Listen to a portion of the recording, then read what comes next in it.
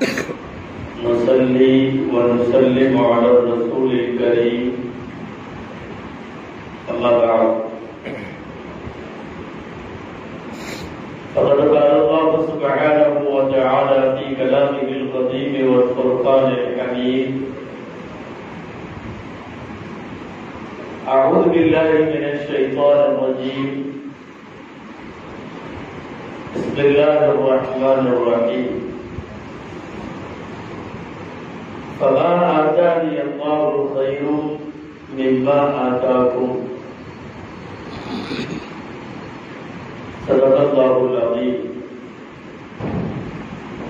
वक़ाल रसूलुल्लाह सल्लल्लाहु अलैहि वसल्लम अद्दिबू औलादकुम फ़अहसिनू तर्दीबहुम सदक़ रसूलुल्लाह सल्लल्लाहु अलैहि वसल्लम அளவற்ற அருளாளனும் நிகரற்ற அன்புடையோனுமாகிய எல்லாம் வல்ல அல்லாஹ்வின் பெயரால் துவங்குகிறேன். அபிநாயகம் முஹம்மது ரசூலுல்லாஹ் ஸல்லல்லாஹு அலைஹி வஸல்லம் அவர்களின் மீதும் நற்பாக்கியங்கள் நிறைந்த அவர்களுடைய உம்மத்தின் மீதும் குறிப்பாக செங்கல்பட்டு வட்டார ஜமாஅத் உலமா சபையும் மறைமலை நகர் ஜன்னத்துல் ஃபிர்தௌஸ் ஜும்மா பள்ளிவாசலும் இணைந்து நடத்தக்கூடிய மீலாது மற்றும் மக்தப் விழிப்புணர்வு நிகழ்வினுடைய இந்த மஸ்ஜிதில் இந்த மஜ்லிஸில் சங்கமித்திருக்கிற நம் அனைவர் மீதும் எல்லாம் வல்ல அல்லாஹ்வின் நல்லருள் என்றென்றும் நிறைவாக உண்டாவதாக. ஆமீன்.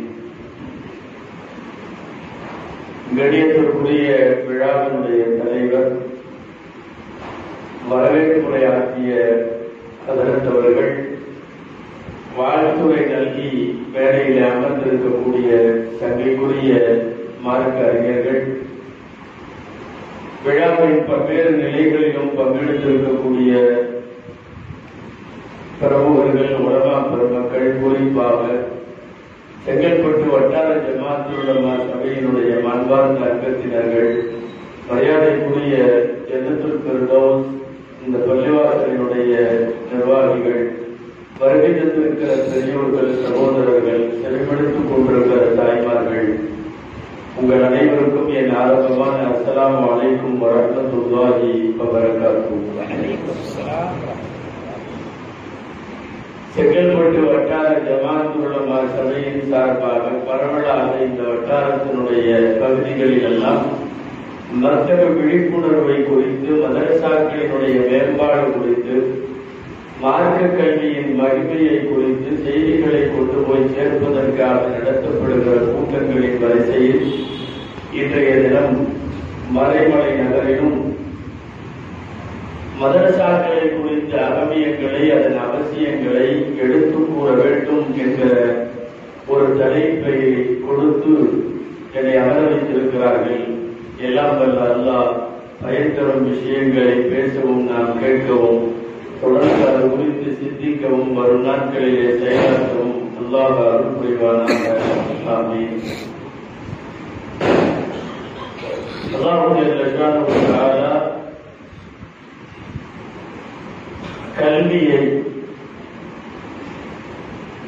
மார்க்கத்தினுடைய கல்வியாகட்டும், உலகத்தில் எந்த கல்வியாகட்டும், அவரவர்களாக முயற்சித்து படித்து அவர்களாக மேலே வர வேண்டுமே தவிர வாரிசு அடிப்படையில் இதை பெற முடியாது. ஏதாவது உலகத்தினுடைய பதவிகள் தந்தைக்கு பின்னாலே மகனுக்கு போஸ்ட் வந்துடும்.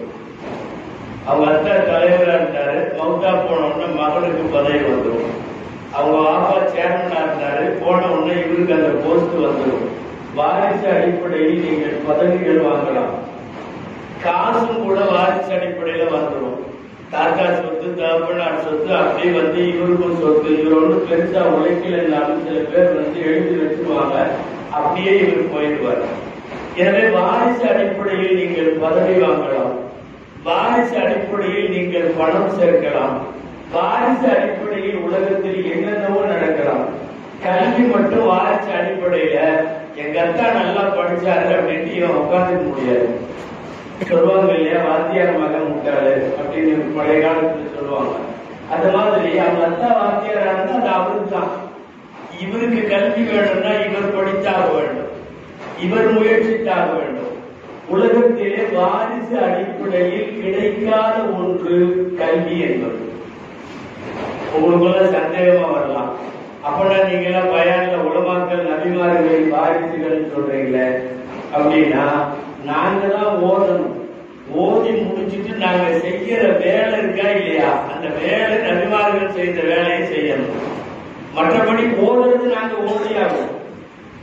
ஆமா, ஒவ்வொருத்தரும் இங்க இருக்கிற வேலையில இருக்கிற ஆணையர்கள் பூரா 10 வருஷம் 12 வருஷம், சில பேர் 14 வருஷம் ஓதி முடிச்சிருக்காங்க. 7 வருடம் ஆலிம் ஓதுவார்கள், 3-4 வருடம் ஹாஃபிஸ் ஓதுவார்கள், சில பேர் அதற்கு மேலே போய் பார்த்து ஓதுவார்கள். இப்படி மார்க்க கல்வியை பொறுத்தவரை படித்து முடித்ததற்கு பின்னால் மார்க்கத்தை பற்றி படித்து பரப்புவதால் அது நபிமார்களின் வாரிசு ஒழிய உலகத்தில் கல்வி என்பது வாரிசாக பெற முடியாது. அவனவன் படித்தாக வேண்டும். எங்கள் தகப்பனார் படித்து விட்டார், எங்கள் தாத்தா படி, இன்னும் சில பேர் அந்த பழம்பெருமையிலேயே ஓடிட்டு இருப்பாங்க. நிறைய பேர் பேசி பார்த்தோம்னா தெரியும். அவர் சொல்லுவார், எங்க தாத்தாவெல்லாம் குரான் ஓதுனாருன்னா சும்மா பயங்கரமா இருக்கும் அப்படின்பாரு. எங்க அதுக்கு முன்னாடி எங்க நன்னாவெல்லாம் இந்த ஊர்ல பேச மாட்டாரு அப்படின்பாரு.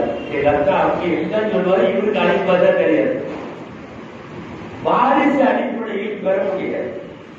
எனவே கல்வியை நாம் தான் கொடுத்தாக வேண்டும் என்கிற போது நீங்கள் கவனிக்க வேண்டும், நம்முடைய பிள்ளைகளுக்கு நல்ல அறிவை, நல்ல கல்வியை, மார்க்கத்தை, அல்லாஹ் ரசூலை தர வேண்டிய பொறுப்பு நம் எல்லோருக்கும் உண்டு. குறிப்பாக பெற்றோருக்கு உண்டு, அதிலும் குறிப்பாக தாய்மார்களுக்கும் உண்டு.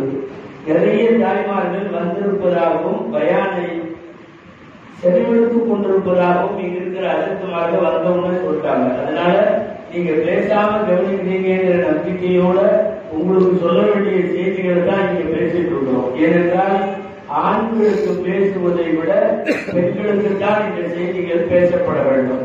பிள்ளைகளை வளர்த்தெடுப்பதில், பிள்ளைகளுக்கு கல்வியை கொடுப்பதில், ஏன் அவர்களை மதரசாவுக்கு அனுப்பி வைப்பதில், அவர்கள் ஓடி வந்ததை படித்து வந்ததை வீட்டிலே திரும்ப செய்வதில், மார்க்க நெறிப்படி பிள்ளைகளை வளர்ப்பதில், இது எல்லாத்திலையுமே ஆம்பளைகளை விட தாய்மார்கள் தான் ரொம்ப முக்கியம். அதனால அசல்ல மதரசா கல்வியை நீங்கள் மேம்படுத்துங்கள் என்று பேசுவதாக இருந்தால் முதலில் தாய்மார்கள்ட்ட பேசணும். அதனாலதான் நாங்களாம் என்ன பண்றோம்னா, ஆம்பளைகளுக்கு கொடுக்கறத விட அதிகமா இப்ப எல்லாம் இல்லாம பொம்பளைகளுக்கு கொடுக்கணும்னு நினைக்கிறோம்.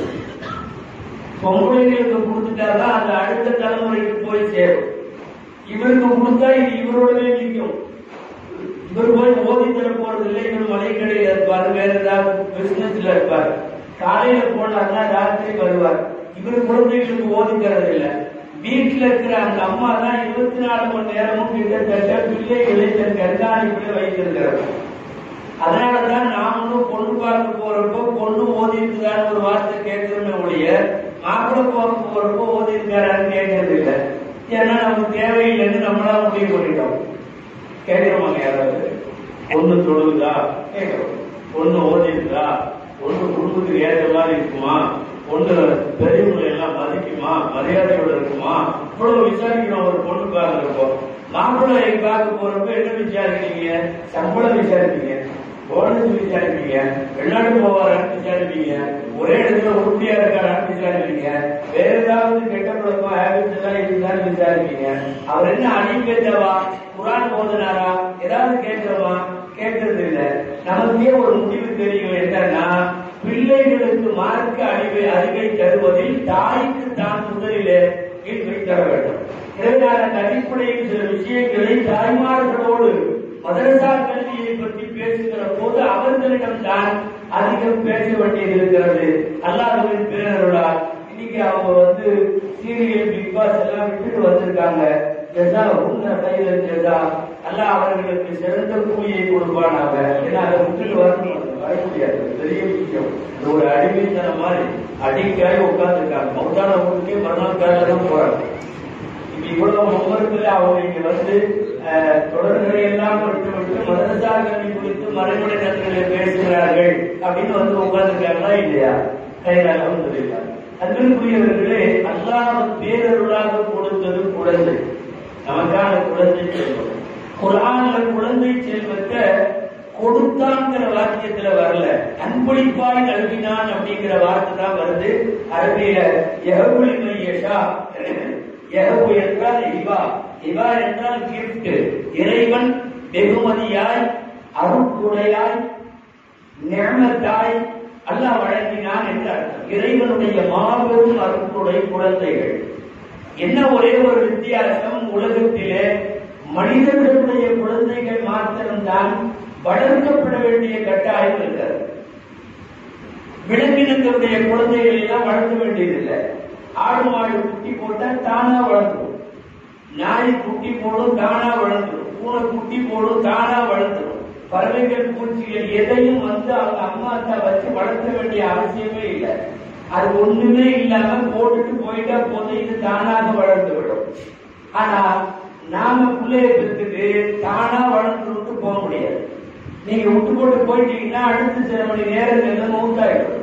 இப்ப என்னன்னா, வளர்க்க வேண்டிய கட்டாய பொறுப்பில் மனித குலம் இருக்கிறது. நாம மட்டும்தான் வளர்க்கிறோம், இது யாரும் வளர்க்கறது இல்லை. ஊட்டி விட்டு கழுவி விட்டு அவனுடைய எல்லா இரவுகள் 24 மணி நேரம் அதை பார்த்து குழந்தை மிட்நைட்ல 2 மணிக்கு கத்தணும்னு அவங்க அம்மா எந்திரிச்சு உட்காரணும். எங்கேயாவது ஒரு பூனையோ நாயோ நடுராத்திரி கட்டணும்னு அவங்க அம்மா வந்து தூக்கி பார்த்துருக்கீங்களா? அப்படின்னா இல்ல. பெற்று போட்டாச்சு, நீ எப்படியோ கேடு கட்டு போய்க்கும்.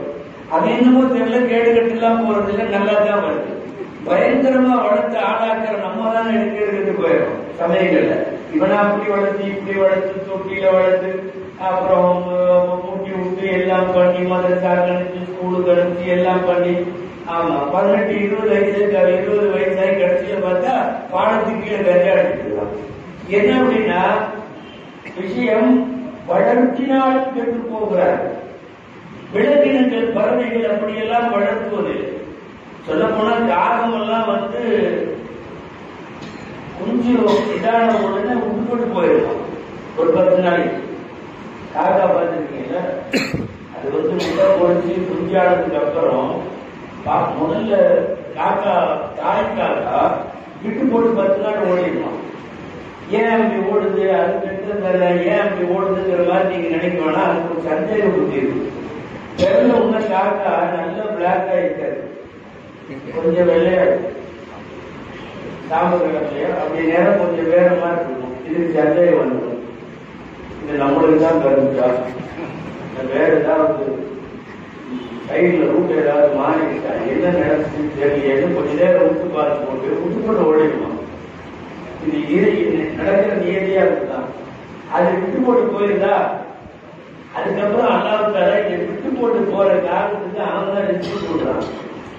தாய் இருக்கணும்லாம் அவசியம் இல்லை. அந்த குப்பை கூலத்தை அது சாப்பிட வேண்டியதை கரெக்டா அதனுடைய வாய் ரெட் கலர்ல இருக்கும், ரொம்ப பிஞ்சு வாய். அந்த சிவப்பு அழகுக்கு பக்கத்துல வந்து அந்த துகள்கள் நிற்கும். வாயை திறந்தா காத்துல உள்ள போயிடும். ஒரு 10 நாள் சாப்பாடு உள்ள போக போக போக நேர கருப்பா மாறிடும்.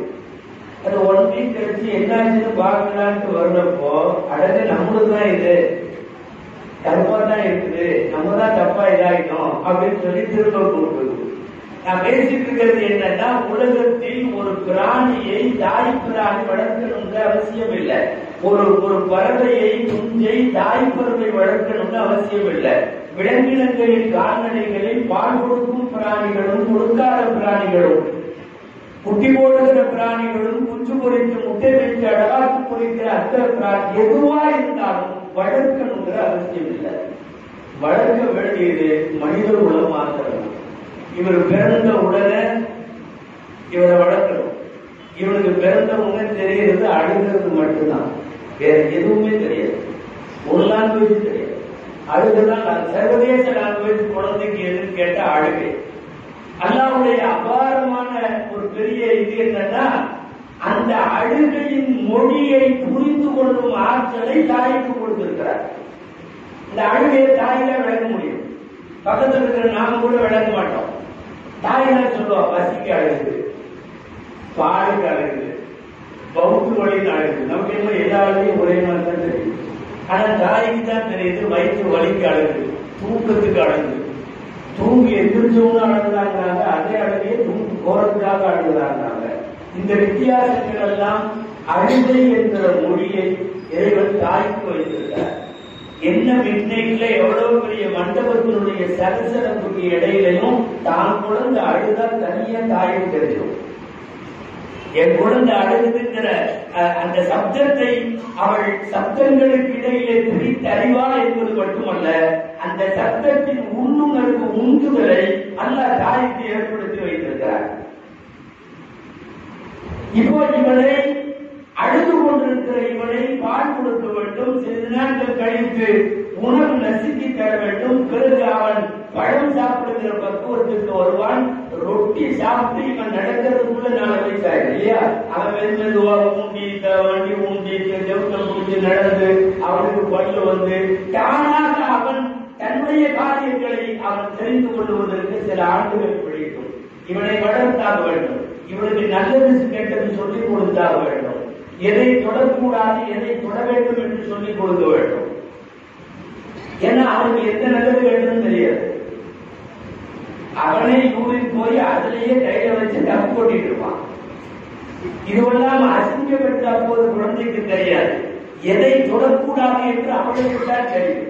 சிலதை தொடர்றப்போ டப்புன்னு ஒண்ணு போடுவான், அந்த கையை அழுத்தது அடக்கூடாது. சிலதெல்லாம் கொஞ்சம் ஒரு அடியை போட்டா சரியாயிடும். அது தாய்கிட்ட அந்த அடியெல்லாம் தெரியும். இந்த பசங்க நடுவுல ஒண்ணுகிட்டே இருப்பாங்க. எங்க கிராமத்துல எல்லாம் ஒரு வேலை செய்வாங்க, சும்மா நடுவுல ஒண்ணுகிட்டே இருந்தாங்க. என்ன செய்யறது? இனிமேல் இங்க இருக்கக்கூடாது, பாத்ரூமுக்கு போயிடணும், கொள்ளைக்கு போயிடணும்னு பயன் பண்ணிட்டா இருக்க முடியும். வேற வழியில நம்ம வீட்டுல இருந்த நந்திமா ராஜிமாவெல்லாம் இருக்கும். நடு வீட்டுல ஒண்ணுக்கு இருக்கிறப்ப பூ தொட்டு பிஸ்மில்லான்னு ஒரு சுண்டு, ஆமா ஒரே ஒரு சுண்டு அதான் அடர்னா அதுக்கப்புறம் நடுவுல ஒண்ணுக்கு வரவே வர. அவன் எந்த கால நிறைய ஸ்டாப் பண்ணதெல்லாம் இப்படித்தான். இப்ப என்னன்னா தாய்க்கு தெரியும் ஆகாததை அவள் தடுப்பாள், ஆக வேண்டியதை மட்டும் ஊக்குவிப்பாள். இதையெல்லாம் சொல்லிக் கொடுக்கிற இடத்திலே தாய் தான் இருக்கிறார். ஒரு தாய்க்கு நிறைய பரிணாமம் இருக்கிறார். அவள் ஒரு நேரத்தில் சிறுமியாக, பின் மகளாக, மருமகளாக, நாத்தனாவாக, கொழுந்தனாவாக, மனைவியாக என்னென்னமோ ஆயிருப்பாள். எல்லாத்த விட தாய்க்கு இந்த மார்க்கம் தருகிற மிகப்பெரிய ஸ்டேஜ் எதுன்னா தாய் அப்படிங்கிறதா. மகளாக இருப்பதை விட, சகோதரியா இருப்பதை விட, மனைவியா இருப்பதை விட, மற்றவளா இருப்பதை விட அவளுக்கு ஆக சிறந்த ஸ்டேஜ் என்பது அவளுக்கு தாய் என்கிற ஸ்டேஜ். அந்த தாய் என்கிற ஸ்டேஜில் இருக்கிற போதுதான் அடுத்த தலைமுறையை அவள் மிகச்சிறந்தவளாக, சிறந்தவர்களாக அவளால் உருவாக்க முடியும். அந்த அடிப்படையிலே தான் தந்தைமார்களிடத்தில் பேச வேண்டியதை விட தாய்மார்களிடத்தில் பேச வேண்டிய செய்திகள் அதிகம். அவர்கள் தான் அதிகமாக பிள்ளைகளை பார்த்துக் கொள்கிறார்கள். அவங்க அம்மா செய்யறது பூரா குழந்தை செய்யும். இன்னைக்கும் தாயை தொழுகிறப்ப 2 வயசு தான் இருக்கும், தொழுகிறதுக்கு தெரியாது. ஆனா கூடவே சேர்ந்து குட்டிகள் அடிச்சுட்டு இருக்கும் சரியா செய்யறோங்கிற பேர்ல. நாளைக்கு அந்த பெண்ணினுடைய விவாதத்திற்கு இன்றைய அந்த தாயினுடைய தொழுகை தான் பயிற்சி. அந்த தொழுகை அதுதான் பயிற்சி. ஒரு தாய் என்ன செய்கிறாளோ அதை பார்த்து செய்வது. இந்த போல செய்யுதல் அப்படின்னு ஒரு சைக்காலஜி, சில்ட்ரன் சைக்காலஜி, குழந்தை உளவியல். என்ன குழந்தை உளவியல்? உன்னை குத்து பாட்டுச்சுன்னா அது மாதிரி செய்யும், அதே மாதிரி செய்யும். நம்ம வீட்டுல சொல்றோம்ல, அத்தா மாதிரி நடந்துக்காட்டு, அம்மா மாதிரி பேசிக்காட்டு அப்படின்னு எல்லாம் கேட்கிறோமா இல்லையா? ஏன்னா குழந்தைகளுடைய உளவியலே என்னன்னா, எதையாவது பார்த்துட்டா அப்படியே பறிச்சிடும், மனசுல பறிச்சு விடும். எது தேவையோ அதையெல்லாம் செய்து காட்டும். அதனால்தான் தாய்மார்களை பொறுத்தவரை அவர்கள் பக்கமாக பாடம் நடத்த வேண்டியது கூட இல்லை. நல்ல ஒழுக்கங்களை தருவதற்கு அவர்கள் மாடலாக இருந்தால் போதும். ஒன்றும் இல்ல, ஒரு பொது செய்வது எப்படி, பொது செய்வது எப்படி. நம்ம குழந்தைகளுக்கு மொத்தமாக சேற்றில் தண்ணீர் எடுக்க வேண்டும், இந்த நோக்கி உட்கார வேண்டும், கையை 3 தடவை கரண்டை கழுவ வேண்டும், வாய்ப்பு குளிக்க வேண்டும், நாசிக்கு தண்ணீர் இருக்க வேண்டும், அப்புறம் முகம் கழுவ வேண்டும், ஒரு காலிலிருந்து இன்னொரு கால் வரை, ஒரு சோனையிலிருந்து இன்னொரு சோனை வரை, எப்பிரோமத்திலிருந்து தாவாக்குட்டை வரை என்னென்னமோ சொல்லி கடுப்படுத்தினது. ஒண்ணுமே இல்லை. அவங்க அம்மா ஒரு ஜக்கிர தூக்கி உட்கார்ந்து ஒன்றும் செய்யணும், இந்த புள்ள பக்கத்தில் நீக்கிட்டோம், அவங்க அம்மாவே உதவி செய்யும். நீங்க பக்கமா பாடம் நடத்த வேண்டியதில்லை, புத்தகமா சொல்லித்தர வேண்டியதில்லை. அவர்களின் தாய் உதவு செய்தால் அதை பார்த்து கொண்டே இருக்கிற குழந்தை தானாக அதை போன்றே உதவு செய்யும். ஒரு தாய் செய்யறதையெல்லாம் செய்யும். மணிக்கணக்கில் நீங்க சீரியல் பார்த்தா அதே மாதிரி அதை பார்க்கும். நீங்க ரசிச்சு ருசிச்சு பிக் பாஸ் பார்த்தா அதே மாதிரி அது பார்க்கும். வாஷ்புடியில உட்கார்ந்து திட்னா பண்ணி ஊரை கழுவனா அதே மாதிரி அது கழுவும். தாய் என்னென்ன செய்கிறது, ஏதாவது போல செய்யுதல் அப்படிங்கிறது குழந்தைகளினுடைய முக்கியமான உதவிகள். அன்புக்குரிய பெற்றோர்களுக்கு சொல்லுகிறேன், மார்க்க கல்வி என்பது நீங்கள் அந்த வருங்கால தலைமுறைக்கு தரக்கூடிய மிகப்பெரிய அன்பளிப்பு. உலகத்தில் நீங்கள் தரக்கூடிய எல்லா கொடைகளையும் விட நல்லொழுக்கமும் நல்ல கல்வியும் தான் சிறந்த கொடை என்கிறார்கள். பிரபலமான நபிமொழி நீங்க கேட்டிருப்பீங்க நிறைய தடவை, நகத வாலிதுன் வலதஹு அஃதல மின் அதபின் ஹஸன். ஒரு தந்தை தன் மக்களுக்கு அவன் வழங்குகிற கொடைகளில் எல்லாம் நல்லொழுக்கத்தை விட, அழகிய வாழ்க்கையை விட சிறந்த கொடையாக நீங்கள் வேற எதையும் தர முடியாது. நீ கோடி கோடியா சொத்து எழுதி, பெரிய பெரிய பதவிகளை எழுதுவை, கண்ணு கட்டிய தூரம் வரை நிலப்புலங்கள், எக்கச்சக்கமான பேங்க் பேலன்ஸ், ஊர் பூரா நிறைய ப்ராப்பர்ட்டி எல்லாம் எழுதி வை. மார்க்கம் நீ தரவில்லையானால், அல்லாஹ் ஒரு சூழலை தரவில்லையானால், இபாதத்துகள் செய்வதை பற்றிய எந்த வழிமுறைகளையும் சொல்லித் தரவில்லையானால் அந்த கோடி எல்லாம் புரிதோடி பதக்க வேண்டியதான். ஒன்றும் ஆனால் கோடிகள் தேவையில்லை. மார்க்க அறிவை நீங்கள் கொடுத்து விட்டு ஒத்தாக்கிவிடுங்கள். எந்த கோடிகளும் இல்லாவிட்டாலும் தண்டனை ஓடவர்கள் வாழ்வார்கள். நான் ஒரு செய்தி சொல்லணும். இஸ்லாமிய அரசர்கள் 2 பெரிய அரசர்கள் கடந்த காலங்கள்ல, நான் சொல்றது 1000 வருஷத்துக்கு முன்னால, மர்வான் ஒரு அரசர் இருந்தார். மர்வான் கொஞ்சம் அப்படி இப்படி இருந்தார்னு வைக்கிறேன், நல்லதும் படிக்காரு, அதிகமா வேலையும் படிக்காரு மர்வான். இன்னொரு அரசர் உமர் இப்னு அப்துல் அசீஸ் ரலியல்லாஹு அன்ஹு, சும்மா 40-42 வயசு தான் வாழ்ந்தார். உலகத்தில் மிகப்பெரிய இறைநேசர், அரசராகவும் இருந்திருக்கார். ஆட்சி பொறுப்பில் இருக்கக்கூடியவர்கள் அல்லாஹ் ரசூலுக்கு பயந்து இப்படி வாழலாம் என்பதற்கான role model Umar ibn Abdul Azeez. 2 பேருக்குமே நிறைய மக்கள். மர்வான் மக்களை பூரா கோடீஸ்வரனா விட்டு போயிட்டார். எல்லாம் தக்க காசுகளிலே புரடுகிறார்கள். அவ்வளவு பேரும் அவங்க அப்பாவுடைய இடத்தில கொஞ்சம் முன்ன பின்ன இருந்த மாதிரியே மக்களுடைய இடத்திலையும் முன்ன பின்ன சரியிட்டார். உமர் இப்னு அப்துல் அசீஸ் ஜனாதிபதியாக இருந்தும் கூட தன்னுடைய பிள்ளைகளுக்கு கோடிகள் விடல. 11 மக்களை விட்டுட்டு போறாங்க. ஆளுக்கு ஒரு திருகம் கூட தேரல. சும்மா எடனா கூட ரூபா கூட தேரலைங்கிற மாதிரி அளவுக்கு விட்டுட்டு போனார். அவர்கள் வஃபாத் ஆகிற போது உமர் இப்னு அப்துல் அசீஸ் ரலியல்லாஹு அன்ஹு அவங்கள்ட்ட சொன்னாங்க, இத்தனை மக்களை பெற்று இவ்வளவு பெரிய நாட்டுக்கு ஜனாதிபதியாக இருந்து ஒரு பரந்த இடப்பரப்பின் பேரரசராக இருந்தும் கூட இப்படி ஏழையா விட்டுட்டு போறீங்களே அவங்கள அப்படின்னு கேட்டப்ப சொன்னாரு, என் மக்களுக்கு நான் தேவையான இன்மை கொடுத்திருக்கிறேன், குர்ஆன் ஹதீஸை கொடுத்திருக்கேன், அல்லாஹ் ரசூலை கொடுத்திருக்கேன், அவங்க எந்த காலத்திலையும் வீண் போக மாட்டாங்க அப்படின்னு சொல்லிட்டு போயிட்டார். மர்வானும் மக்களை விட்டு போயிருக்கிறார், கோடிகளை விட்டு போயிருக்கிறார். அதற்கு உமர் இப்னு அப்துல் அசீஸ் அவர்கள் அல்லாஹ் ரசூலை கொடுத்து விட்டு போனார்கள், காசு பணங்களை கொட்டி வைத்து விட்டு போகவில்லை. இந்த நிலையில் காலம் கடக்கிறது. வரலாற்றாசிரியர்கள் எழுதுகிறார்கள், உமர் இப்னு அப்துல் அசீஸ் ஒத்த பைசா மக்களுக்கு விட்டுட்டு போகாத அவர்களுடைய மக்கள் எல்லாம் வருங்காலத்தில் பெரிய பெரிய ஸ்டேட்ல கவர்னர்களாக அமர்ந்திருந்தார்கள், மிகப்பெரிய அளவில் இருந்தார்கள். மர்வானுடைய மக்களை பசராவினுடைய ஜாமியா பள்ளியாமத்தின் வாசலிலே பிச்சை எடுக்கக்கூடியவர்களாக நான் பார்த்தேன். நிறைய வரலாற்று எழுதுகிறார்.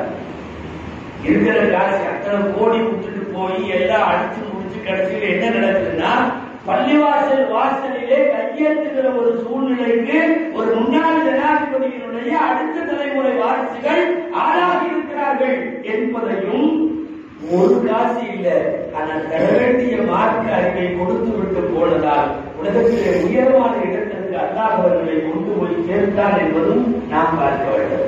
எனவே நீங்கள் காசு பணங்கள் தருகிறீர்களோ இல்லையோ, சொத்து சுகங்கள் எழுதி வைக்கிறீர்களோ இல்லையோ, வருங்கால தலைமுறைக்கு வளமாக நீங்கள் வேறு ஏதேனும் வளங்களை செல்வங்களை எழுதி வைக்கிறீர்களோ இல்லையோ, ஒரே ஒரு பெரிய சொத்து, உலகத்தின் சொத்து அல்லாஹ்வுடைய ரசூல். அந்த ஞானத்தை கொடுங்கள், அல்லாஹ் ரசூலை கொடுங்கள். அந்த குழந்தைக்கு கல்வியிலே இவ்வளவு ஆர்வம் ஊட்ட வேண்டும். மௌத்தாகிற வரை அவன் மார்க்கத்தை தெரிந்து கொண்டே இருக்க வேண்டும். கல்விக்கு கரையெல்லாம் இல்லை. நீங்க இருக்கிறவங்களா 10 வருஷம் ஓதிட்டாங்க, முடிக்கலாம் முடியாது.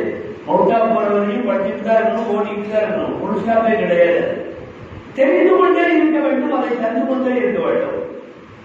உலகத்துல கேள்விப்பட்டிருப்பீங்க அடிக்கடி, இன்னமும் கொடு, இன்னமும் கொடு, இன்னமும் வேணும், இன்னமும் வேணும்னு எதை கேட்டாலும் அது ஒரு கெட்ட பழக்கம், அது நல்லதில்லை. ஆனா கல்வியை மாத்திரம் அல்ல இன்னமும் கொடுன்னு கேட்க சொல்றாங்க. எவ்வளவு வேணாலும் கேட்கலாமா, பேராசையா இருக்கலாமா. லாயஷ்புள்ள உலமான்னு வருது. உலமாக்களோட வயதே ரொம்பதான். நீங்க சாப்பாடு நிறுத்திக்கோனா எவ்வளவு வச்சாலும் சாப்பாடு கூட தெரியுதுங்க. அறிவுத்தாகம் எடுக்கிற அறிஞர்களுக்கு எப்போதும் குர்ஆன்லயோ ஹதீஸ்லயோ வயிறு ரொம்பவே இருப்பார். அவர்களுடைய மனம் நிறைவாகவே படித்துக் கொண்டே இருப்பார்கள், பார்த்துக் கொண்டே இருப்பார்கள், பேசிக்கொண்டே இருப்பார்கள். இவர்களுக்கும் இல்முக்குமான தொடர்பு வஃபாத் வரைக்கும்.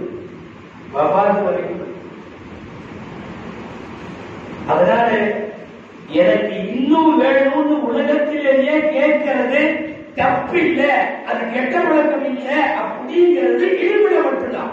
காசு நிறைய வேணும்னு கேட்டா அவன் பேராசை பிடித்தவன், பதவி இன்னும் மேல போகணும்னு நினைச்சா பேராசை பிடித்தவன், உலகத்திலே எதை கேட்டாலும் பேராசை பிடித்தவன். கல்வியை மாத்திரம் நீங்க என்ன செய்யணும்னா இன்னும் வேணும் வேணும் வேணும்னு கேட்டுக்கொண்டே இருக்க வேண்டுமா. அதனால் தான் தொட்டிலே இருந்து கல்வி என்பது கபரிஸ்தான் வரை மார்க்க கல்வியை மக்களுக்கு கொடுக்கணும். இன்னொன்று, ஏன் அப்படி கொடுக்கணும்னு பேசுறோம். முதல் விஷயம், இன்னைக்குள்ள காலம் எவ்வளவு மோசம்னு உங்களுக்கு தெரியும்.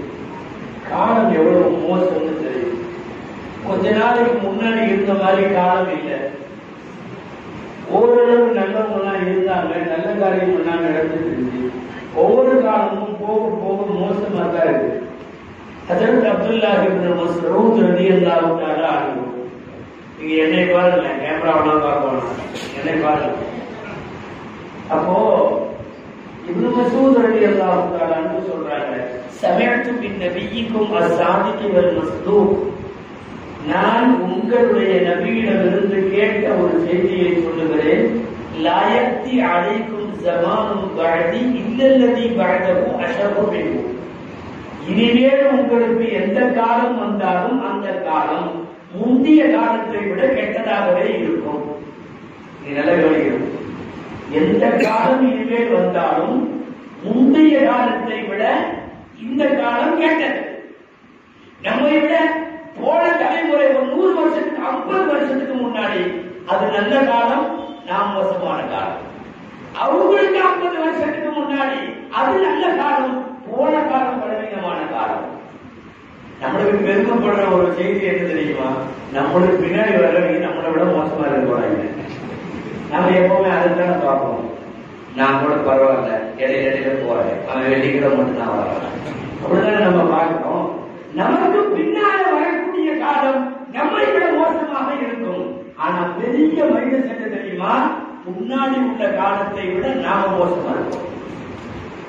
அவர் ரசூல் ஸல்லல்லாஹு அலைஹி வஸல்லம் வாக்கியம், இந்த காலம் செல்ல செல்ல உலகத்திலே மோசமும் நாசமும் அதிகமாகிக் கொண்டே போகுமே தவிர அது குறையாது. அப்ப நாம் வாழ்கிற காலம் முந்தைய காலங்களை கவனிக்கிற போது தீமைகள் அதிகரித்திருக்கிற காலம். விபச்சாரம் இன்னைக்கு இருக்கிற மாதிரி ஒரு 10, 50, 100 வருஷத்துக்கு முன்னாடி இல்லை. பட் இன்னைக்கு பரவலா இருக்கிற மாதிரி ஒரு 50 வருஷத்துக்கு முன்னாடி இல்லை. பெண்களினுடைய நடமாட்டங்களும் அவர்களினுடைய பெண்ணியம் என்கிற பெயரில் அவர்களுடைய சுற்றல்களும் இதுவெல்லாம் ஒரு 50 வருஷத்துக்கு முன்னாடி இல்லை. வசதியும் வாய்ப்பும் அதிகமாக இருக்கிறது. ஆன்மீக ரீதியாக நாம் தோற்று போயிருக்கிறோம். ஆன்மீக ரீதியாக தோற்று போயிருக்கிறோம். காலம் மோசமான காலமா? இன்னமும் மோசமாகுமா? இன்னமும் மோசமாகுமா? அபூ உமாமா அல்-பாஹிலி ரலியல்லாஹு அன்ஹு ஒரு நபித்தோழர், அவங்க அறிவிக்கிறாங்க, ஒரு காலம் வரும், போக போக கியாமத்து நெருங்க நெருங்க எந்த அளவுக்கு காலம் வரும், நடுரோட்டில் விபச்சாரம் நடக்கும். நடுரோட்டில் நடக்கும். யாரும் கற்றுக்கொள்ளவும் மாட்டார்கள். யாராவது ஒரு நல்லடியார போய் ஓரமா போய் பண்ணலாமல்லன்னு சொல்லுவாராம். இந்த தப்பு பண்றீங்க, கொஞ்சம் ஓரமா பண்ணலாமல்ல, பப்ளிக்ல பண்றீங்களேன்னு கேட்பாராம். அபூ உமாமா ரலியல்லாஹு அன்ஹு சொல்றாங்க, ஸல்லல்லாஹு அலைஹி வஸல்லம் சொன்னதா அறிவிக்கிறாங்க. அந்த அவரும் செய்யாதீங்கன்னு சொல்லல, விபச்சாரம் பண்ணாதீங்கன்னு சொல்லல. என்ன சொல்றாரு? கொஞ்சம் அவுட் சைட்ல ஓரமா போயிருக்கன்னு சொல்றாருல்ல. அன்றைய காலத்தில் என் உம்மத்தில் அவர் அபூபக்கரை போல என்று சொல்லுகிறார்கள். அன்னைக்கு அவர்தான் அபூபக்கர்லான்னு மாதிரியா? அவர் காலம் எவ்வளவு மோசமா இருக்கும்.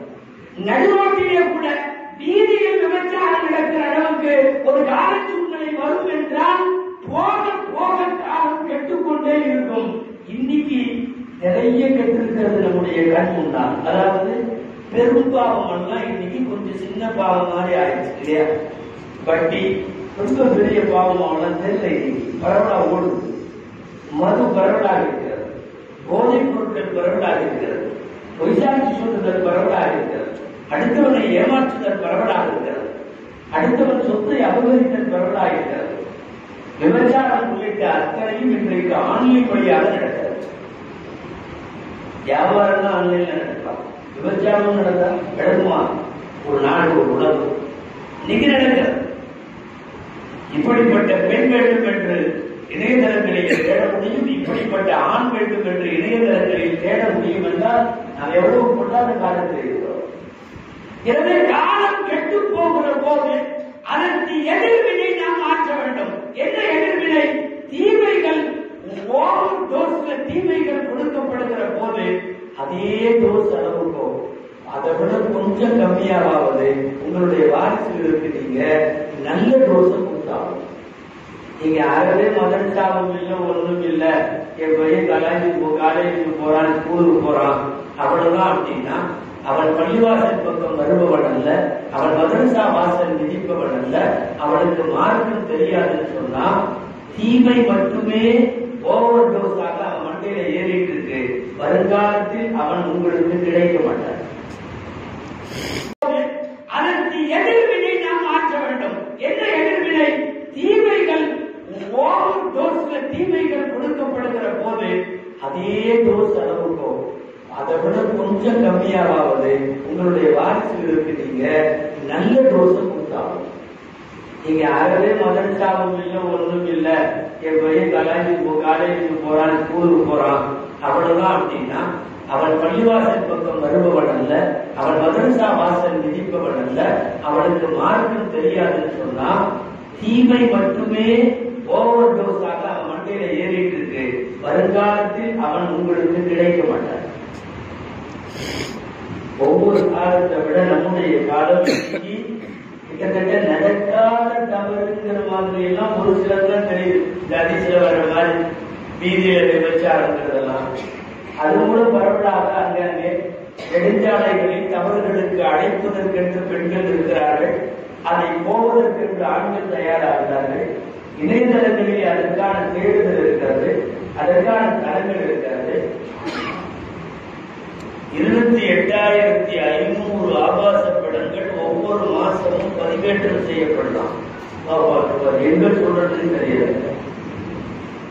நம்மளாம் அப்ப பெருமையா பேசிட்டு இருக்கிறோம். உங்களுக்கு தெரியுமா, உலகத்திலேயே இந்தியாவும் இலங்கையும் தான் ஆபாசங்களை பார்ப்பதிலே முதலிடத்திலே இருக்கிறது. இந்தியாவும் இலங்கை. நம்ம சும்மா சொல்லிக்கிறோம், அமெரிக்கால அப்படி, ஐரோப்பால இப்படி, அவங்கள டவுசர் தான் போடுறாங்க, குட்டப்பாவாடை தான் போடுறாங்க, நல்லா இருக்கிறது இல்ல, நிர்வாணமா இருக்காங்கன்னு. ஆபாச படங்களை அதிகம் பார்ப்பதில் நம்முடைய இந்த தேசங்கள் தான் முதலிடத்தில் இருக்கிறது என்றால் நான் சொல்ல வர்றது தீமை அதிகமாகிக் கொண்டிருக்கிற ஒரு காலத்தில் நாம் பிள்ளைகளை வளர்க்கிறோம். இப்ப நீங்க என்ன செய்யணும்னா அதற்கு எதிர்வினை செய்ய வேண்டும்.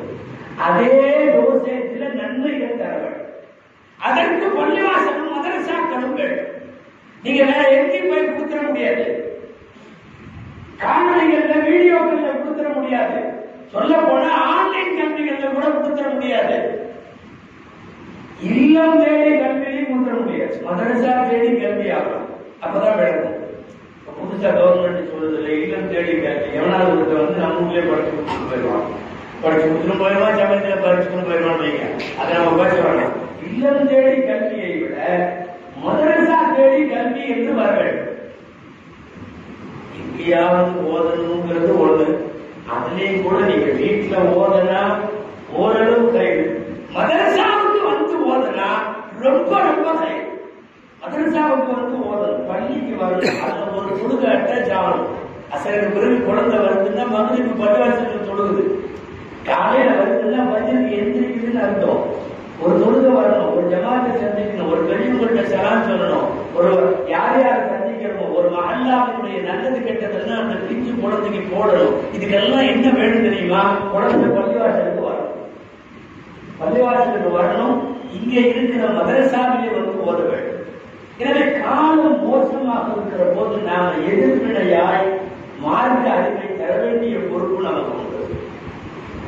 இல்ல அந்த காலத்தை விட நம்ம கொஞ்சம் ஓரளவு நல்லா தானே இருக்கிறோம். அந்த காலத்துல இத்தனை மதரசா இல்லை, இத்தனை பாடத்திட்டம் இல்லை, இப்படி சிஸ்டம் இல்லை. ஏதாவது ஒரு அஜெக்ட் உட்காந்துருப்பாரு. அதெல்லாம் ஓதாமைக்கு நிறைய பேர் இருந்தாங்கல்ல, இப்போ நிறைய பேர் ஓதுறாங்கல்ல, அப்படியா இப்படியா நிறைய நினைக்கலாம். மார்க்க ரீதியா நீங்க வந்து பெருசா முன்னேறின மாதிரி சொல்ல முடியாது. அதாவது கருவிகள்லாம் வளர்ந்துருக்கிறது. அந்த கருவிகளால் என்ன கிடைக்க வேண்டுமோ அதை கிடைக்கிறது. நம்ம பையன் பார்த்துருக்கீங்களா, இதை தூக்கி காட்டுவான். பாருங்க, எங்கள்கிட்ட வந்து சைவல் புகாரி இருக்கு, முஸ்லிம் இருக்கு, திருமதி இருக்கு, எல்லா மொபைல் இருக்கு, 50 காரிகளுடைய கிராட் இருக்குது. அதற்கு உங்க பயான் நான் நிறைய 100 உள்ள வச்சிருக்கேன் இருக்கு. நிறைய தமிழ் பயான் இருக்கு. எந்த ஆயத்து தோட்டாலும் அந்த ஆயத்து போடும் எல்லாம் வச்சிருப்பான். வெள்ளிக்கிழமை மட்டும்தான் உழைக்கிறோம். வெள்ளிக்கிழமை மட்டும்தான் வரும். ஒரு 10-30 வருஷத்துக்கு முன்னாடி இருந்த நம்முடைய தலைமுறையிட்ட பெரியமுறை எல்லாம் ஒண்ணுமே இல்லை. புகாரியும் இல்லை, முஸ்லீமும் இல்லை, ஒண்ணு கிடையாது, ஒரு கிராக்கும் கிடையாது. ஆனா அவங்கள்ட்ட இருந்த தக்குவா இன்னைக்கு இல்லை.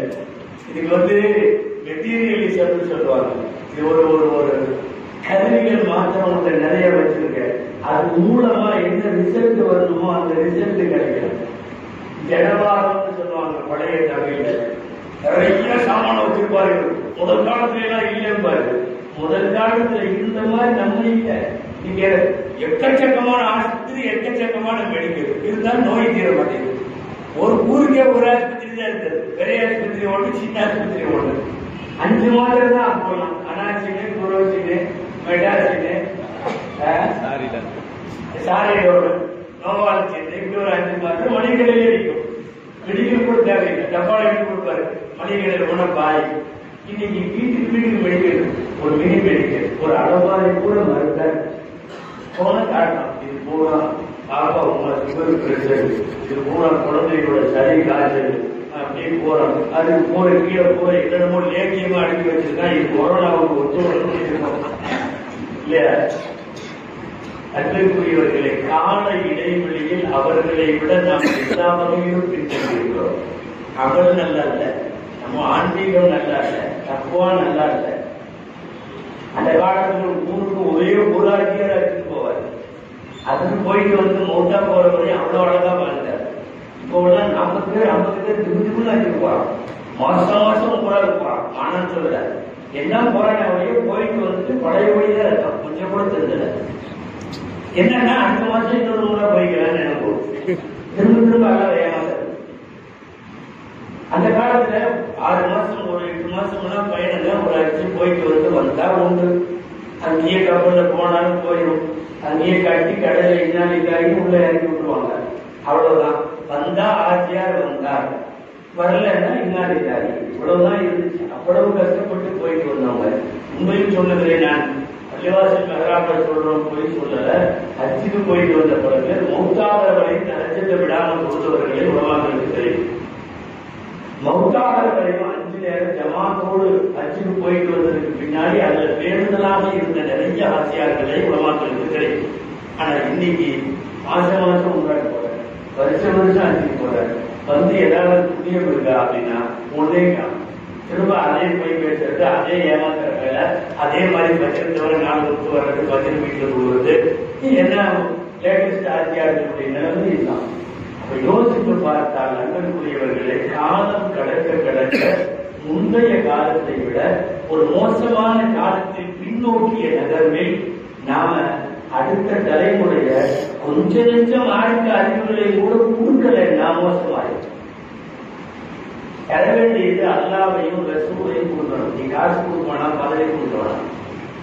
உலகத்தின் எந்த மூலைக்கு அவர்கள் போனாலும், எந்த நாட்டிற்கு அவர்கள் போனாலும், அவர்கள் ஐரோப்பிய நாடுகளுக்கு போகட்டும், அரபு நாடுகளுக்கு போகட்டும், கையில மொபைல் கொடுங்கள், ஐபோன் கொடுங்க, கம்ப்யூட்டர் கொடுங்க, லேப்டாப் கொடுங்க, ஆன்லைன்லயே இருக்கட்டும், என்ன வேண்டுமானாலும் நடக்கட்டும், அல்லாவையும் ரசூலையும் கொடுத்துட்டா அவன் கையில இருக்கிற கருவியை பத்தி நம்ம பயப்படலாம். அவன் அந்த நாட்டுக்கு போறானே அங்கெல்லாம் கெட்டு போயிடுவானே பயப்பட வேண்டாம். ஏன்னா நாம் அல்லாவை ரசூலை கொடுத்துருக்கிறோம். நாங்களும் பேசிட்டா இருந்தோம், மொபைல் எல்லாம் வாங்கி கொடுக்காதீங்க அப்படின்னு முடியல. இப்ப கிளாஸ் போனா அதுல வச்சிருக்கான், ஹோம் ஒர்க்கே அதில் தான் செய்யுதுங்க, ப்ராஜெக்டே அதில் தான் பண்ணுதுங்க, யூடியூப்ல நமக்கு தெரியாதெல்லாம் அவங்களுக்கு அதுதான் தெரியும். வாரத்தில் 5 நாள் ப்ராஜெக்ட் பண்றது என்னமோ பண்ணுதுங்க, சனி ஞாயிறுல என்னமோ கேள்வி பண்றது கணிக்கிட்டு எத்தையோ ஒரு கிட்டி கேட்டு வைக்கிறாங்க. எல்லாம் ஆன்லைன்ல தான் இருக்கு, யூடியூப்ல தான் காட்டுதுங்க. சமையல் பழக்க வேண்டிய அவசியம் தான் இல்லை, போடலாம் எல்லாம் யூடியூப் சமையல் தான். சாப்பிட்றவங்க ஒரு மாதிரி சொல்றதுக்கு போயிடுவாங்க. ஆன்லைனை விட்டு இன்னைக்கு இருக்கிற தலைமுறையை திரிக்க முடியல. நான் உனக்கு மொபைல் வாங்கி தர மாட்டேன், உனக்கு கம்ப்யூட்டர் கிடையாது சொல்ல முடியல.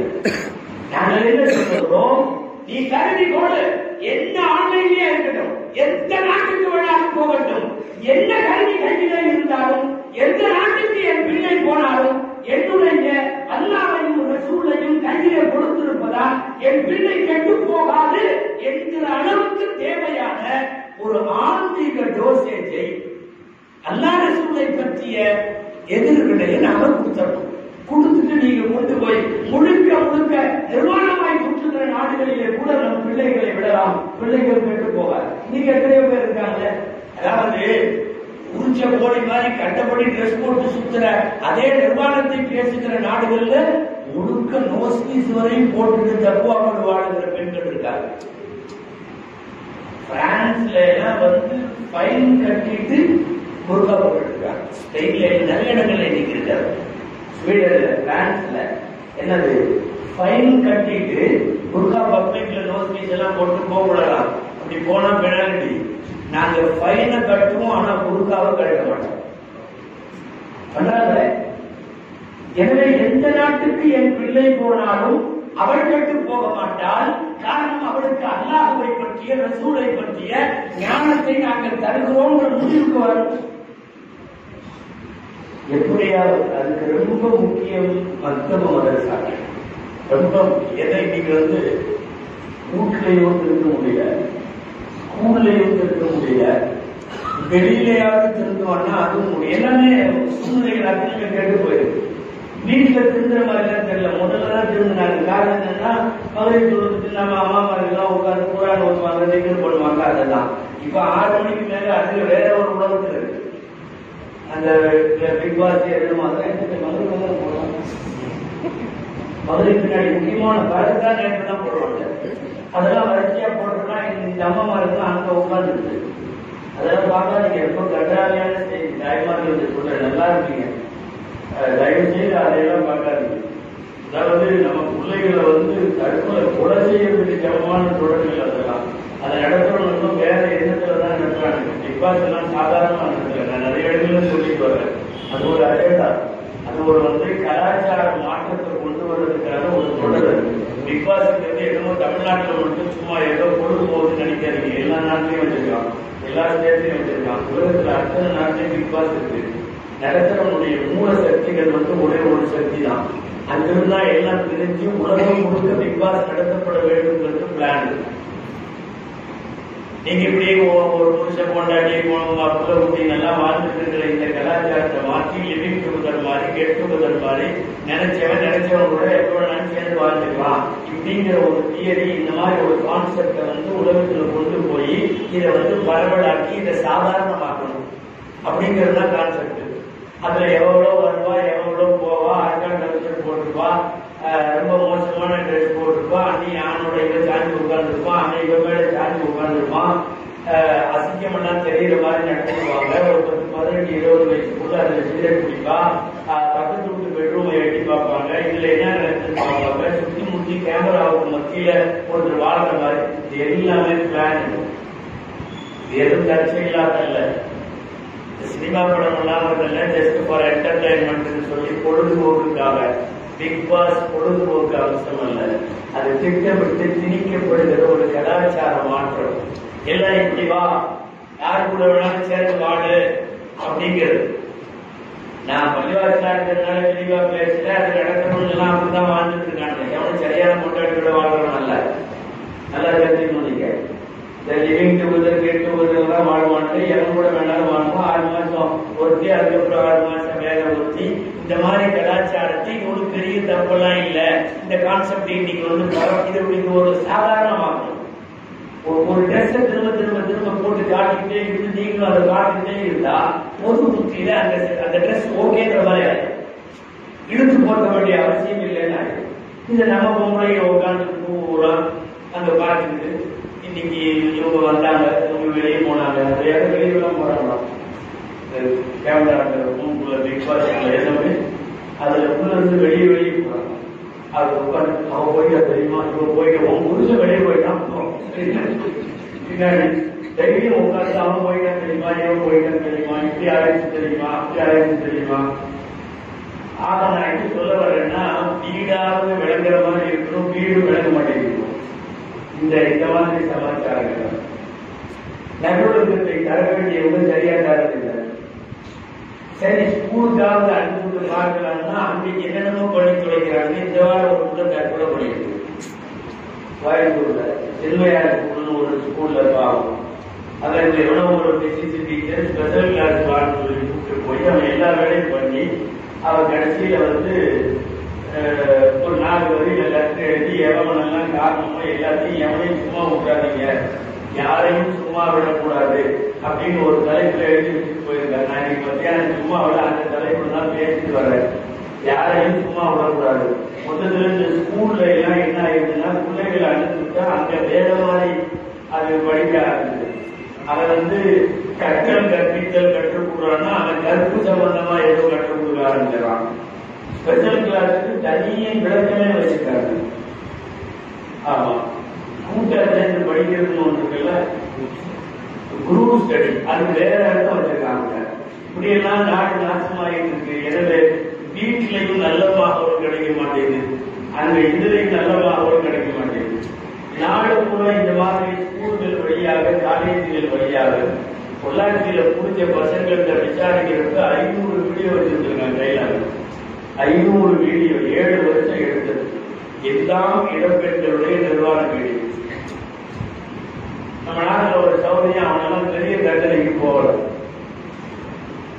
ரொம்ப மோசமாக இருக்கிறது கல்வி கூடங்களில் நடைபெறக்கூடிய, அதாவது அங்க போய் நம்ம பையனோ பிள்ளையோ நல்லொழுக்கங்களை கற்றுக்கொள்வார்கள் என்று எதிர்பார்க்கிற ஒரு நிலையில இருந்து நாம வெளியே வந்தோம். சரி, சமூகமாவது சரியா இருக்கா, வெளியில எப்படியாவது அவனுக்கு நல்ல ஒழுக்கம் கிடைக்குமான்னு பார்த்தா வெளியிலையும் சரியில்லை. நான் சொன்ன மாதிரி பசங்க நாளைக்கு குரூப்பா உட்காந்து கஞ்சா குடிக்கிறான். நிறைய பேர் கஞ்சா குடிக்கிறான், டாஸ்மாக்ல தண்ணி அடிக்கிறான். எங்க போயிட்டு இருக்குது சமுதாயம் தெரியல. இந்த ஊர் பசங்களை தவிர மற்ற ஊர் பசங்க இது இங்க எப்படி இருக்குன்னு தெரியல. நிறைய ஊர்ல இருக்கு. கஞ்சா புழக்கம் தமிழ்நாட்டில் அதிகமாயிருக்கு. சொல்ல போனா முஸ்லிம்கள் வாழக்கூடிய இடங்கள்ல அதிகமாயிருக்கு. நல்லா பாதுகாப்பு.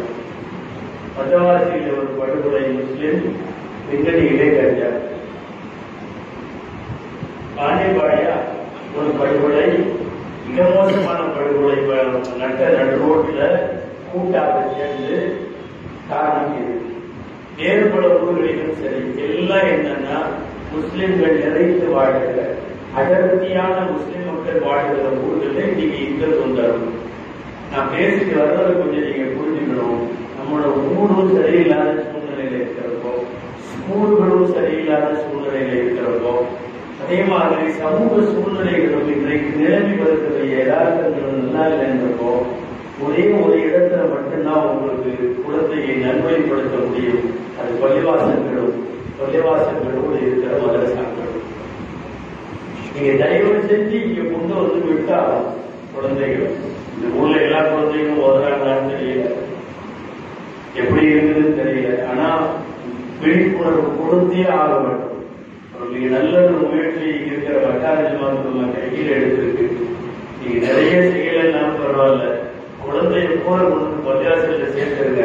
இமாலய வெற்றியை பெற்று விட்டோம்னு அந்த குழந்தைகள் வந்தார்கள். மதரசாவுக்கு போது வீட்டுல சில பேர் ஓதுறாங்க, எங்களால வர முடியல.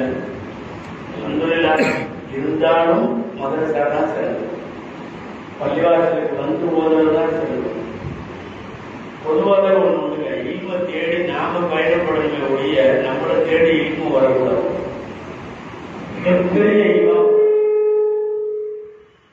மிகப்பெரிய இமாம் மாலிக் இமாம் ரஹ்மத்துல்லாஹி அலைஹி அவங்க அன்னைக்கு ஜனாதிபதியா இருந்தவர் கூப்பிட்டு என் வீட்டுக்கு வந்து ஓதி கொடுங்கன்னு கூப்பிட்டாரு.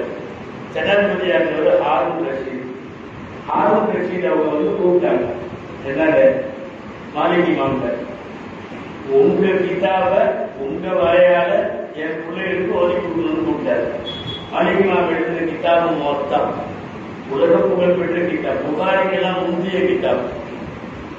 எந்த அளவுக்குன்னா உலகத்திலேயே நம்பர் 1 கிதாபாக அதை வைக்கலாங்கிற அளவுக்கு பேசினாங்க. மதீனாவை உட்கார்ந்து பாடம் நடத்தியவர்கள் மாலிக் ரஹ்மத்துல்லாஹி. நம்மளாக எங்கேயோ தொலைதூரத்தில் உட்கார்ந்து ரசூல் ஸல்லல்லாஹு அலைஹி வஸல்லம் சொன்னார்கள் அப்படின்னு சொல்றோமா இல்லையா? மாலிக் இமாம் எப்படிப்பட்டவங்க தெரியுமா? இவர்கள் சொன்னதாக கபூர்ல கை வச்சுட்டு பாடம் நடத்தினாங்க. மாலிக் இமாம் அவர்களுக்கு கிடைத்த பாக்கியம். அந்த ஹதீஸ்களுக்கெல்லாம் படாதியாத்தை மாலிக்னு சொல்லுவாங்க முஹத்திஸீன்கள். அதாவது ரசூலுடைய மக்பராவிலே அமர்ந்து கொண்டு அங்கே கை வைத்து இவர்கள் சொன்னதாய், அபூ ஹுரைரா ரலியல்லாஹு அவருக்கு சொன்னதாய், அனஸ் ரலியல்லாஹு அவருக்கு சொன்னதாய் நான் சொல்றேன் அப்படின்னு அறிவிப்பாங்களா இல்லையா? மாலிக் ரஹ்மத்துல்லாஹி அவங்கள கூப்பிட்டு ஜனாதிபதி சொல்றாங்க, எங்க பசங்க 2 பேர், ஒருத்தர் பேர் அமீன், 20 பேர் மாமூன், அவங்க 2 பேருக்கும் நீங்க வந்து ஓதி கொடுங்க, டெய்லி எங்க வீட்டுக்கு வந்து கேட்டாங்க. பல இடங்கள்ல ஆதிசாக்களுக்குள்ள முக்கியமான சிக்கல் இது என்னன்னா, முத்தவலை கூப்பிட்டு வீட்டுக்கு வந்துருவாரு, தலைவரை கூப்பிட்டு வீட்டுக்கு வந்துருவாரு. இவர் ஆலிஞ்சா பல்லேன்னு சொல்ல முடியாது, வர்றேன்னு சொல்ல முடியாது, ஒரு மாதிரி நெளிஞ்சு தெற்கே வடக்கே தலையாடி இங்க இருக்கிற உலகங்களையும் சொல்லல, இங்க இருக்கிற நிர்வாகிகளையும் சொல்லல, பொதுவாக சொல்றாரு. அதை கூப்பிட்டு ஆறு எழுதி சொல்லிட்டாரு, கூட்டுக்கு வந்து வேண்டாரு. இப்ப சொன்னாங்க ஹாரூன் ரஷீத் பாதுஷா அவர்களே, நீங்க வந்து சாதாரணமான மற்ற அரசர்கள் மாதிரி இல்லை, நீங்க ரசூலுல்லாஹ்வுடைய வம்சவழி. அதாவது அப்துல் முத்தலிப் ஹாஷிம் குடும்பம். ரசூல் ஸல்லல்லாஹு அலைஹி வஸல்லம் எந்த வம்சமோ எந்த கோத்திரமோ அந்த கோத்திரத்திலிருந்து வந்த அரசர் அவங்க ஹாரூன் ரஷீத்.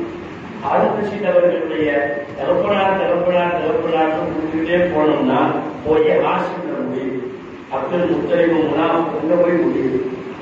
அதனால சொன்னாங்க மாலிக் இமாம், கரஜபின் பைத்திக்கும் அல் வரம், கரஜபின் பை, உங்க வீட்டில இருந்துதான் உலகத்திற்கு பேருதல் என்பது வெளியே வந்துச்சு. உங்க வீட்டுல இருந்துதான் உங்க மூதாதையர்கள் வீட்டுல இருந்து அர்த்தம். உங்களுடைய தந்தைமார்கள் மூதாதையர்கள் வீட்டுல இருந்துதான் பேருதல் வெளியில வந்தது. அதனால இல்மு வெளியே வந்தது. நீங்களும் வெளியே வந்துருங்க, என்கிட்ட அனுப்பிச்சு வைங்க பள்ளிவாசலுக்கு, நான் வேணா ஓதி கொடுக்குறேன், வீட்டுக்கு வாங்கன்ற இந்த வார்த்தை உங்களுக்கு நான் எதிர்பார்க்கிறேன் அப்படின்னு சொன்ன உடனே அது கொஞ்சம் ஏற்றுக்கிற மாதிரி அரசர். அதனால அப்படியே செய்யற என் மக்களை அனுப்பிச்சு வைக்கிறேன். வேற ஆளா இருந்தா அவர் வேற ஊருக்கு மாற்றத்துக்கு யோசிச்சிருப்பாங்க. இந்த இடத்துலயே நான் கூப்பிட்டா வரமாட்டாரா, வரல சொன்னாரு அப்படின்னா வர்ற சும்மால கிழிச்சு போயிடும். அதனால அருண்ஜேத் பாதிச்சார் சொன்னார்கள், நான் அனுப்பி வைக்கிறேன்.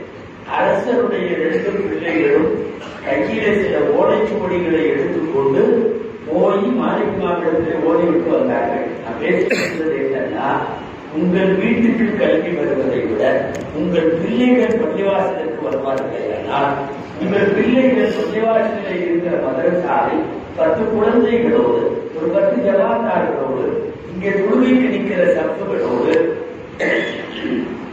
இந்த வரிசையில் பிள்ளைகள் வருவார்களே, ஆனால் அதுதான் மிகச் சிறப்பாயிருக்கும். எவ்வளவு பெரிய பெரிய ஆட்கள் எல்லாம் மஸ்ஜித் நபவியுடைய திண்ணையிலே வந்து ஓதினார்கள்.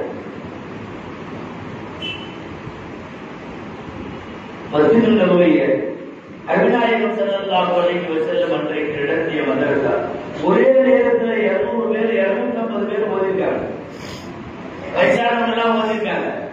நான் இருக்கிற பெரியவங்களுக்கு எல்லாம் சொல்றேன், வாய்ப்பு இருந்தா இங்க ஒரு முதியோர் மதரசா மாதிரி ஏற்பாடு பண்ணி ஓதிருங்க. நிறைய இடத்துல இருக்கு. இஷாவுக்கு பெரியவங்களுக்கு ஓதி கொடுக்குறாங்க. குழந்தைகளோட ஓதி கொடுத்து அதான் கிளாஸ்மேட் ஆயிடுவானு போயிடாதீங்க. நம்ம தனியா ஓதிக்கிறோம். அதே மாதிரி பெரியவங்க மதரசா நடக்கிற இடத்துல நல்ல சில சிஸ்டம் வச்சிருக்காங்க. என்னன்னா அவங்க 5 நிமிஷம் தூக்கி வரணும்னு அவசியம் இல்லை. அது ஒரு மாதிரியா இருக்கு. தூக்கிட்டு வந்தா இங்க பள்ளியிலேயே இருக்கும். டைம் மட்டும் கொடுத்து வந்து அப்படி எடுத்து அப்படி ஓதிட்டு போயிட்டீங்க. மொத்தத்துல கபருக்கு போறது முன்னாடியாவது குரான் ஓதுறது ஓதுறது தெரியாம கபருக்கு போக கூடாது இல்லையா? நமக்குன்னு வந்த இறங்கிய திருமறை நல்லா சொல்றான், நான் உனக்கு இறங்கி வச்சேன். காலம் பூரா நமக்கு வந்து அந்த செய்தியை நாம திறந்து பார்க்க முடியல, நாம 4 வார்த்தை படிக்க முடியல, மௌத்தா போக போறோம்னா அது எவ்வளவு பெரிய கை சேரும். அதனால இருக்கிற காலத்துல 19 இல்லையோ மௌத்தா போறதுக்குள்ள எனக்கு குரான் போத தெரியும் அப்படிங்கிற ஒரு டார்கெட் நீங்க போயிருக்கு. முதியோர் கல்வி இருக்காங்க. அதே போல குழந்தைகளை போலவே பெண்களுக்கு இருப்பது போலவே முதியோர்களுக்கான கல்வி நடக்கிறது ஓதலாமே. பள்ளிவாசலிலே வந்து ஓதுகிற அந்த சுப்பா மதரசா நான் சொல்லிட்டு இருந்தது. என்ன மதரசா? அது திண்ணை மதரசா. திண்ணை தோழர்கள் அந்த காலத்துல இருந்தாங்க. மஸ்ஜிது நபவியில வெளியில அந்த சைட்ல இப்ப இன்னைக்கு சொல்ல போனா கரெக்டா ரசூலுல்லாஹி ரவுதாவுக்கு பின்னாடி அந்த பகுதியில ஒரு தாழ்வார் ஒரு திண்ணை மாதிரி இருக்கும். அங்கதான் இவங்க எல்லாம் ஓடுறவங்க எல்லாம் உட்கார்ந்து இருப்பாங்க. அவங்களுக்கு திண்ணை தோழர்கள் பேர் ஓடிட்டே இருப்பாங்க. இன்னைக்கு சில திண்ணை தோழர்கள் இருக்காங்க. அது வேற. பள்ளிவாசல் திண்ணையில நேரம் போகாம, ஆமா சப்ஜெக்டே கிடைக்காம ஊர கழிஞ்சு மதுரையிலிருந்து இஷாவளி ஆண்டவனை கூட்டு போன சண்டை வரும். அதனால பள்ளியிலேயே உட்காந்துருவோம். சின்ன எல்லா பள்ளியிலையும் வசதியா சின்ன கட்டி விட்டுருப்பான். வெளியில ஜம்முன்னு உட்காந்து கட்டி ஆரம்பிச்சு காயா ஆரம்பிச்சா ஒவ்வொரு நாளும் ஒவ்வொரு சப்ஜெக்ட். அவன் அதுக்கு வேற ஆணி வேற அவனை கிழிச்சு தொங்க விட்டு. இதுல சிக்கல் என்னன்னா யாரும் கிடைக்கலன்னா அஞ்சதுதான். யாரும் கிடைக்கலன்னு நினைக்கிறேன். அது அப்பதான் அந்த பக்கம் கூட்டல போயிருப்பாரு. வரப்ப சைக்கிள வந்த இப்ப ஆக்டிவா ஸ்கூல்ல போறாரு. எதிர போனோம் அவரு ஸ்கூல்ல போறப்போ உனக்கு பேர்ல போறப்போ என்ன சம்மந்தம் இருக்கு? எதையாவது வச்சு கழுவி ஆக இந்த திண்ணை தோழர்கள் நான் சொல்றது ஸல்லல்லாஹு அலைஹி வஸல்லம் காலத்தில் திண்ணை தோழர்கள் இருந்தார்கள். அந்த திண்ணை தோழர்கள் ஏறத்தாழ குர்ஆனுடைய 60 சூறாவிலே இருந்து ஓடி பழகினார்கள். பெரிய பெரிய ஆட்கள். நான் சொல்லுவது திண்ணை தோழர் அபூஹுரைரா எல்லாவன், திண்ணை தோழர் உபாதித்துவது சாமித்திரவி எல்லாவன், திண்ணை தோழர் சாமித்திரவாத பெரிய பெரிய ஆட்கள். இன்னைக்கு அவர்கள் எல்லாம் கரைகட்ட ஹதீசுகளினுடைய முன்னோடிகள். இந்த உலகத்திற்கு நபிமொழிகளை அன்பளிப்பா இந்த உலகத்திற்கு வழங்கிய பெருமக்கள். அவங்க எல்லாம் ஓடுறது அந்த திண்ணை மதரசா. அதனால பள்ளிவாசலில் இருக்கிற மதரசாக்கள் மேம்படுத்தப்பட வேண்டும். அந்த போதலுக்காக வேண்டி நிறைய கஷ்டங்களையும் சேர்த்து அனுப்பிட்டார்கள். ஏராளமான கஷ்டங்கள். அபூர்வம் சொல்றாங்க, சமயத்துல எங்களுக்கு சாப்பிடுறது கூட இருக்காது. நம்மள மாதிரி 1 மணி நேரம் மதரசா இல்ல, முழு நேரம் மதரசா. சாப்பிடுறதுக்கு ஒண்ணுமே இருக்காது. பல நாள் பட்டினியாக கிடப்போம். தொழுதுட்டு இருக்கிறப்ப தொப்புன்னு கொடுத்துருவேன். பசியில 2-3 நாள் தொடர்ந்து சாப்பிடல, தொப்புன்னு கொடுத்துருவேன். கை காலெல்லாம் ஒரு மாதிரியா இருக்கும். நிறைய பேர் வலிப்பு நினைச்சு நிறைய கழுத்துல மிதிப்பாங்க. அந்த காலத்துல வைத்தியமா இருந்தாலும் கழுத்துல மிதிப்பாங்க, வலிப்பா இருந்தாலும் கழுத்துல மிதிப்பாங்க. நம்ம ஊர்ல சாதி இருப்பெல்லாம் கொடுக்குற மாதிரி இங்க காலை வச்சு மிதிச்சு கொஞ்ச நேரம் அழுத்திட்டா ஆட்டை நின்றும். அந்த ஆட்டை நிக்கிறதுக்காக வேண்டி கழுத்துல வச்சு அழுத்துவாங்க.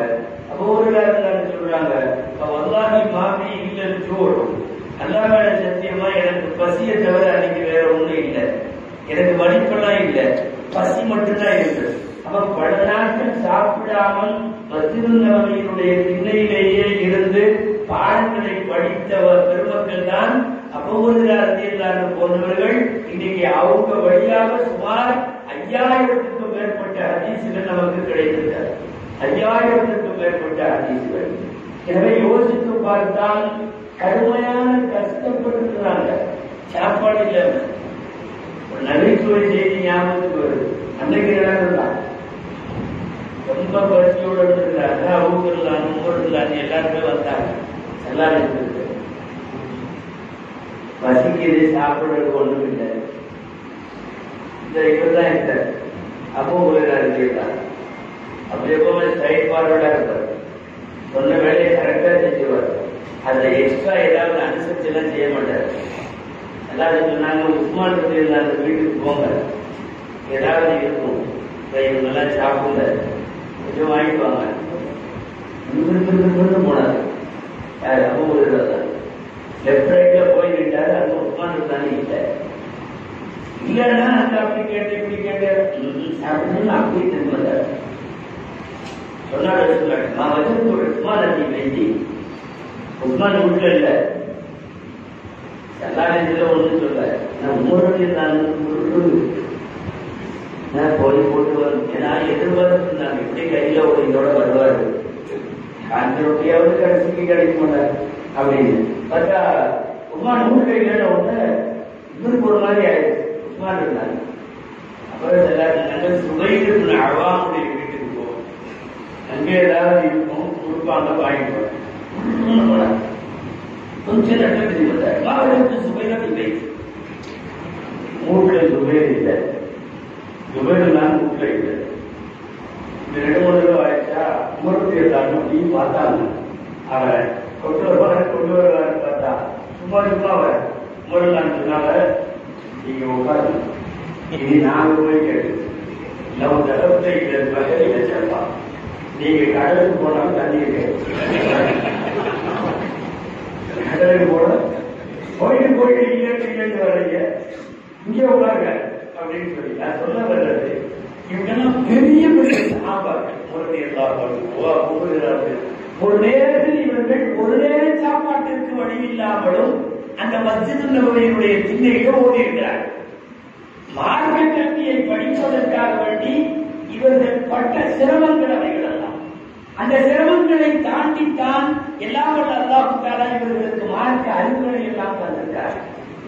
எனவே இன்னைக்கு அந்த இதெல்லாம் உங்களுக்கு இல்லை. உங்களுக்கு ஓதி கொடுக்குற உஸ்தாது ஃப்ரீ, ஓதி கொடுக்குற உஸ்தாது ஃப்ரீ, பள்ளிவாசல் ஃப்ரீ, இடம் free, test free, smart class, அது இது புக்கு நோட்டு எல்லாம் கையில கொடுத்துருவாங்க. இலவசமா கொடுத்தாலே மரியாதை இருக்கிறது இல்லை. அதனால இப்ப சில பேர் பணம் வாங்க ஆரம்பிச்சிருக்காங்க. 200 கூட 300 ரூபாய்தான் என்ன கேட்டா 1000 ரூபாய். ஆமா, எவ்வளவு தூரம் காசு கொடுக்குறாங்களோ அதுதான் மரியாதை இருக்கு. அந்த காசு கொடுக்குற காலேஜ்ல அரை நேரம் கூட லீவ் போறது இல்லை. இலவச மதரசாவா இருக்கிறதுனால நினைச்சப்பதான் வரலாம், இலவசமாக தர முடியாது.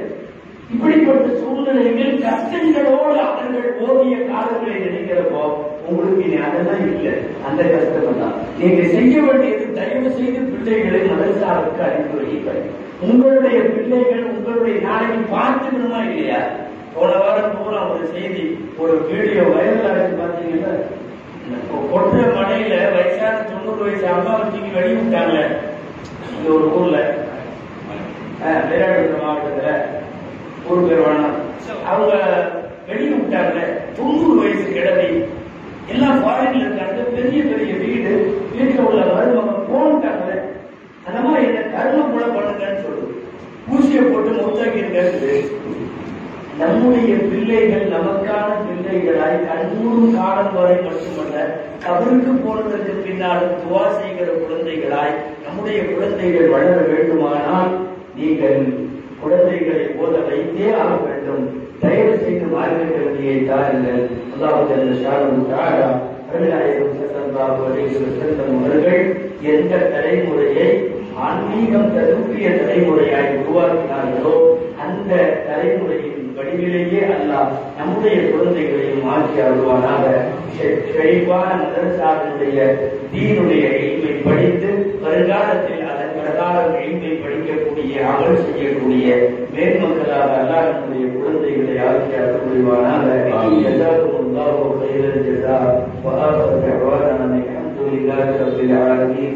السلام عليكم ورحمة الله وبركاته.